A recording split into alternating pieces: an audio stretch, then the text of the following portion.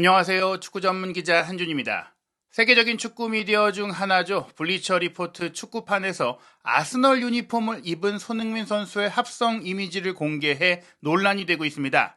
하트 이모티콘까지도 빨간색이 아닌 파란색을 쓸 정도로 아스널에 대한 라이벌 의식이 강한 북런던의 토트넘이기 때문에 이 이미지는 분명 토트넘 팬들에겐 불쾌할 수밖에 없는 일인데요. 지금 토트넘이 아스널을 응원할 수밖에 없는 아이러니한 2023-2024 시즌 유럽 축구 리그 프리미어리그의 판도를 가장 잘 요약한 이미지로 등장한 것입니다. 이 이미지가 등장한 배경과 현지의 반응, 그리고 프리미어리그의 최신 상황, 순위 경쟁에서 토트넘이 어려워진 지금 시점의 위기를 총정리해드리도록 하겠습니다. 북런던이 그야말로 충격을 받았던 주말이었습니다. 토트넘이 뉴캐슬과 원정 경기 2023-2024 시즌 프리미어리그 33라운드에서 0대4의 패배를 당하며 5위로 추락했는데요. 다시 4위로 올라설 수 있는 가능성은 아스널이 에스턴 빌라를 크게 이기면서 선두로 올라가는 상황이었을 것입니다. 그러나 그 바람은 이뤄지지 않았는데요. 맨체스터 시티가 루턴 타운의 5대1 대승을 거두면서 승점 73점, 선두를 탈환한 가운데 아스널은 안방에서 에스턴 빌라의 0대2 완패를 당하면서 확실하게 2위로 주저앉았습니다. 이제는 자력으로 우승할 수가 없는, 모든 경기를 이기고 맨체스터 시티가 미끄러지기를 바라야 하는 불리한 상황으로 또 한 번 뒷심 부족, 지난 시즌에 이어 프리미어리그 우승의 희망을 놓칠 수 있는 위기에 처했고요. 이와 더불어 위르겐 클롭 감독이 올 시즌을 끝으로 떠나기로 한 리버풀 역시 강등권에서 경쟁하고 있는 하위권의 크리스탈 팰리스와의 홈 경기에서 0대1의 충격패를 당하면서 맨시티가 결국엔 우승하는 것 아니냐는 분위기가 강해지고 있습니다. 리버풀 역시 이번 패배로 승점 71점에 멈추면서 3위로 내려섰고요. 에스턴 빌라는 물론 토트넘보다 한 경기를 더 치르긴 했지만 승점 63점, 승점 차를 3점으로 벌렸고 골득 실차도 3점으로 벌렸기 때문에 토트넘이 잔여 덜 치른 경기를 이긴다고 하더라도 그 경기의 골득 실차가 충분히 확보되지 않는다면 에스턴 빌라 역시 자력으로 4위를 지킬 수 있는 상황이 된 것입니다. 이런 상황이기 때문에 토트넘 그리고 손흥민 선수도 아스널을 응원할 수밖에 없다라고 블리처 리포트 축구판 풋볼의 세계적인 계정에서 손흥민 선수가 아스널 유니폼을 입은 협성사진, 찡그린 얼굴을 소개했는데요. 정말 세계적으로 큰 조회수, 많은 반응을 끌어내고 있는 사진입니다. 아스널이 에스턴 빌라를 이겨야 4위권 경쟁 라이벌인 빌라를 흔들 수 있다라는 주목할 부분과 더불어 챔피언스리그 8강 2차전 바이에른 뮌헨과의 경기에서 이기고 아스널이 챔스 4강에 올라가야 잉글랜드 프리미어리그가 유럽 축구연맹 리그 랭킹에서 순위 상승을 통해 독일을 제치고 프리미어리그가 추가적인 다음 시즌 챔피언스리그 진출권을 받을 수 있다. 즉 토트넘이 결국 프리미어리그를 5위로 맞췄을 경우 다음 시즌 챔피언스리그에 나갈 가능성이 있는데요. 그러려면 다음 시즌에 이제 유럽 축구연맹 챔피언스 리그가 36개 팀으로 확대 개편해서 열리게 되는데 추가적으로 생긴 두 장의 티켓이 각각 유럽 리그 랭킹 1, 2위 팀, 이게 지난 5년간의 랭킹을 합산한 리그 랭킹이 아니라 올 시즌의 활약도를 통한 리그 랭킹이기 때문에 여기서 2위 안에 들어야 하는데 현재 1위가 이탈리아, 2위가 독일, 3위가 잉글랜드인데 독일과 잉글랜드 리그 사이의 포인트 차이가 아주 적어요. 그렇기 때문에 앞으로 이어질 유럽 대항전의 결과를 통해서 이게 좌우가 되는데 일단 맨체스터 시티가 레알 마드리드와의 8강 1차전에서 무승부를 거두면서 4강에 오를 희망을 높이고 있죠. 여기서 맨시티가 4강에 오르면 좀 포인트를 얻을 수가 있고 아틀레티코 마드리드가 도르트문트와의 8강 1차전에서 승리했기 때문에 또한 독일 팀들이 추가적인 포인트를 얻지 못하긴 했어요. 그러나 바이에른 뮌헨이 아스널을 탈락시키고 4강에 오른다면 독일 역시 추가적인 포인트를 얻을 수 있는 데다가 지금 유로파 리그에서도 리버풀이 패배하는 등 여러모로 프리미어리그 팀들이 생각보다 고전하고 있기 때문에 객관적인 전력이나 흐름상 기대할 수 있는 것은 아스널이 바이에른 뮌헨을 꺾어주는 것, 그래서 프리미어리그에도 5위 팀까지 다음 시즌 챔피언스리그 진출권을 가져올 수 있는 그런 상황이 되었다 보니까 이번 빌라전에 이어 바이에른 뮌헨전까지 토트넘은 아스널을 응원해야 되는 상황인 것입니다. 손흥민 선수 같은 경우에는 지난 주말 뉴캐슬과의 경기에 프리미어리그 경력에서 최악의 시간을 보냈는데요. 58분에 교체가 됐었죠. 사실 이 교체에 대해서 포스테코글루 감독은 그 선수들이 못했기 때문이 아니라 변화가 크게 필요한 상황이었기 때문이라고 밝혔는데 선수 교체를 한 이후에 오히려 공격도 잘 풀리지 않았고 잘못된 선택이었다는 것이 드러나면서 여러모로 포스테코글루 감독이 부임 후 그 어느 때보다 큰 비판을 받고 있습니다. 세계적인 통계 매체 옵차에서는 손흥민 선수가 프리미어리그에 선발 출전한 경기에서 60분도 소화하지 못하고 교체 아웃됐던 것은 2021년 3월에 있었던 아스널과 경기 이후 처음이라고 했는데요. 다만 그때 아스널과의 경기는 전반 19분에 부상 때문에 교체됐던 것이기 때문에 부상 외의 이유로는 정말 드문 일이었다. 이번이 통산 6번째라고 하는데요.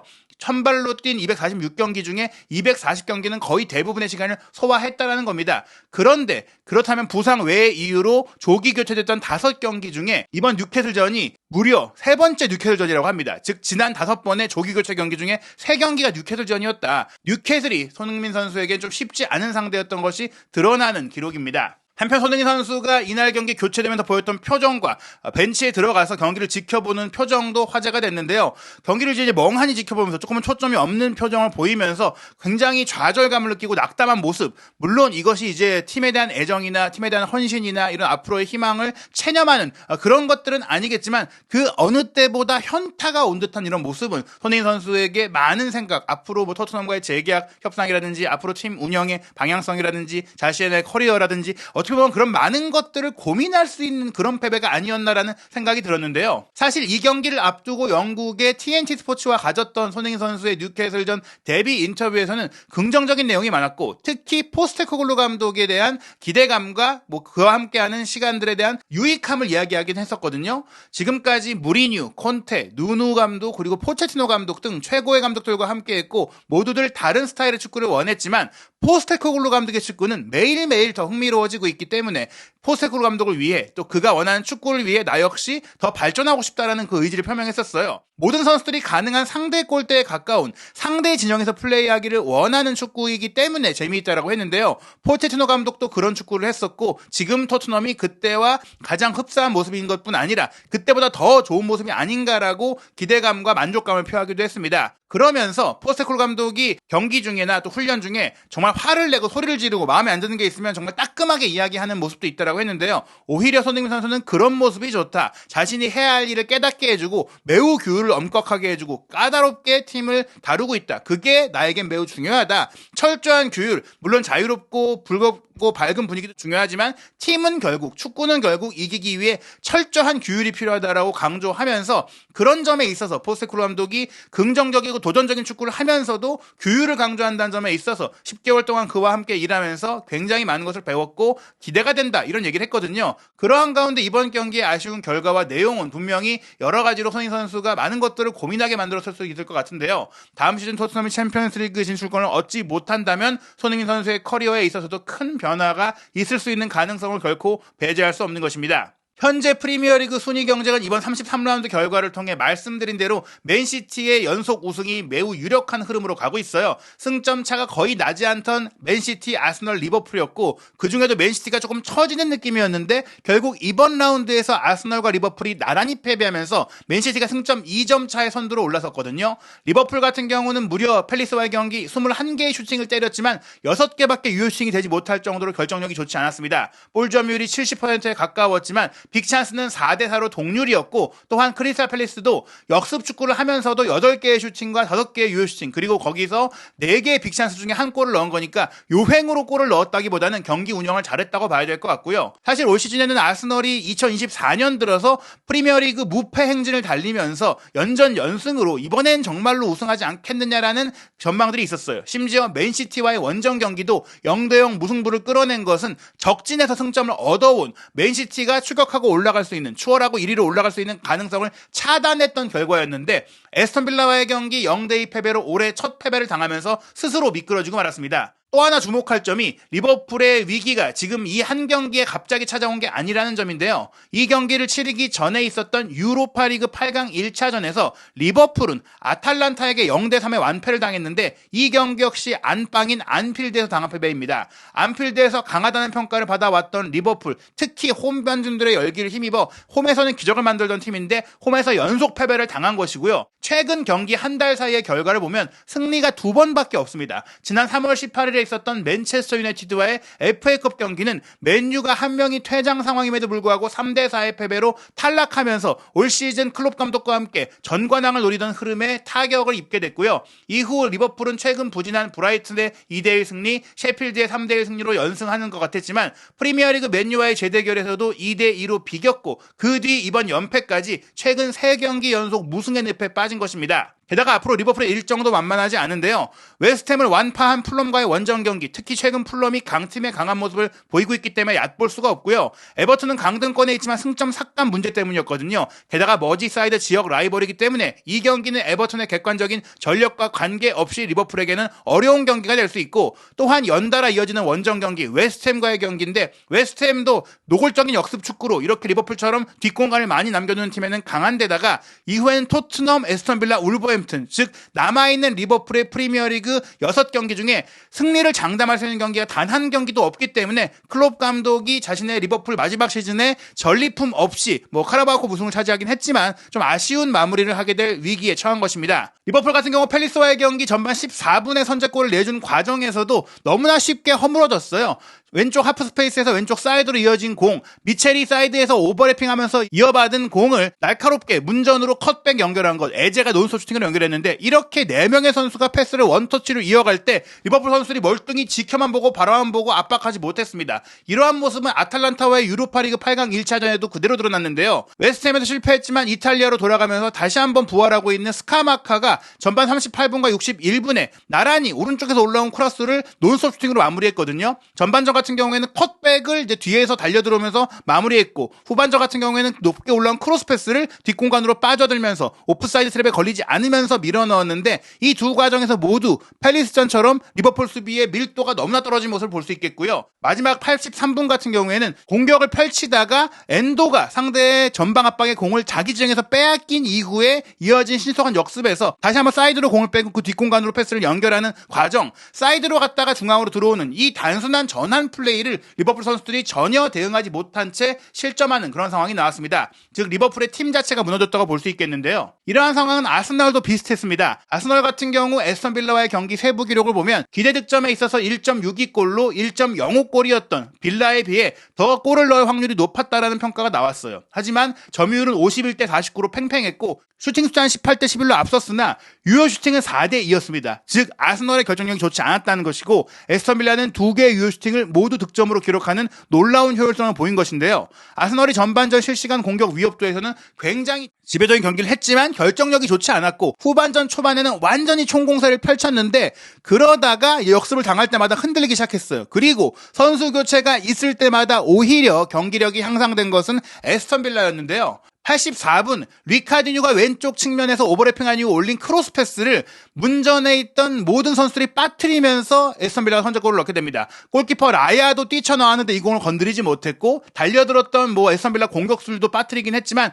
3명이나 있었던 아스널의 수비 라인이 이 공을 모두 건드리지 못하면서 레온 베일리가 쉽게 빈 골문으로 밀어넣게 허용하고 말았고, 이 베일리를 내버려뒀던 사이드 커버가 부족했던 것 역시 아스널의 수비 문제를 드러냈는데요. 특히 이날 아스널은 풀백 뒷공간의 문제를 크게 드러냈습니다. 게다가 이 골을 허용한 이후 전원 공격에 나서다가 한 방에 뻥 때려준 틸레망스의 87분 롱패스를 왓킨스가 이어받아서 질주한 이후 골키퍼와의 1대1 상황에서 쉽게 추가골까지 기록하면서 결국에는 이 연달아 3분 사이에 나온 2골로 완패를 안방에서 당한 것인데요. 올리 왓킨스 같은 경우엔 이날 경기 자신의 19호 골, 19득점 10도움으로 10 달성에 이어 올 시즌 최고의 선수 도전까지, 프리미어리그 득점왕 도전까지 할 수 있는 흐름이 된 것입니다. 사실 손흥민 선수에게 이런 득점왕 도전과 또 10과 많은 것들을 기대했는데 에스턴 빌라가 훨씬 더 조직적으로 좋은 모습을 보이면서 굉장히 좀 팀 운영에 있어서 포스테코글 감독에 대해서 아쉬운 그런 모습들이 나오고 있는 것인데요. 이번 33라운드 경기 결과로 인해 세계적인 통계 매체인 옵타에서